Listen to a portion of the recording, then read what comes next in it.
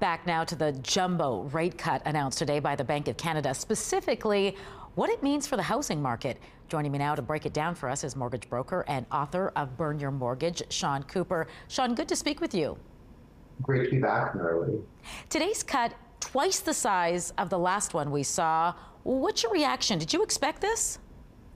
Yes, I mean, if you had asked me a month ago would I expected this, I probably would have said no, but with the latest data coming out, including the inflation number last week coming below expectations at 1.6%, when it was expected to be higher at 1.8%, all sides pointed to a half-point rate cut, especially with the U.S., our neighbors to the south, doing that as well. So not really a surprise. There was some speculation we might see a 3/4 point rate cut, but I don't think most people expected that. So this was pretty much in line with what was expected from the big bank economists.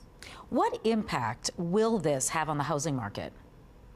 Sure, great question, and I'm sure average Canadians are wondering what does it mean to be this rate cut here. So yeah, it affects Canadians in a whole bunch of different ways. First of all, if you have any debt that's tied to prime rate, that includes personal lines of credit, home equity lines of credit, and of course variable rate mortgages, you'll be impacted by this in a good way. So that means that with prime rate going down by 50 basis points, it means your mortgage rate will go down by half a percentage point or 50 basis points. So what that means is for about every $100,000 of mortgage money, you're going to be saving yourself about $25 a month.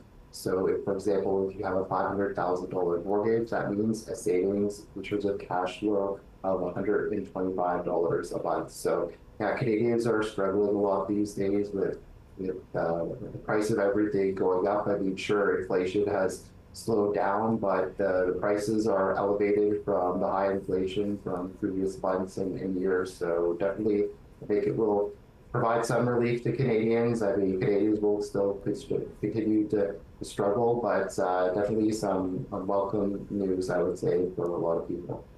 What advice do you have for those whose mortgage may be approaching renewal? Which steps, or what should they be thinking about doing? What are their next steps?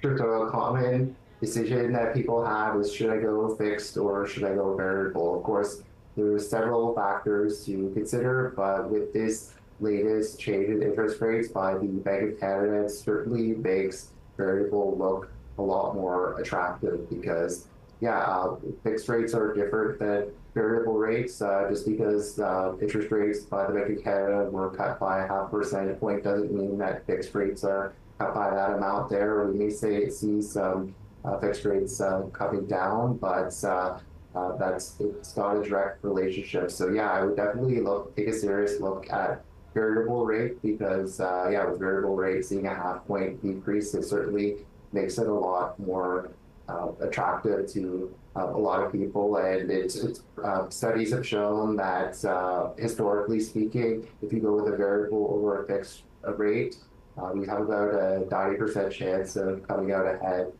versus the fixed rate there. So yeah, I would definitely consult with an independent mortgage broker like myself and just have a serious look at variable versus fixed and see which one makes the most sense for you. But certainly variable looks that much more attractive after the rate cut today. All right, Sean, thanks for the insight. It was great speaking with you. Oh, my pleasure, Maralee.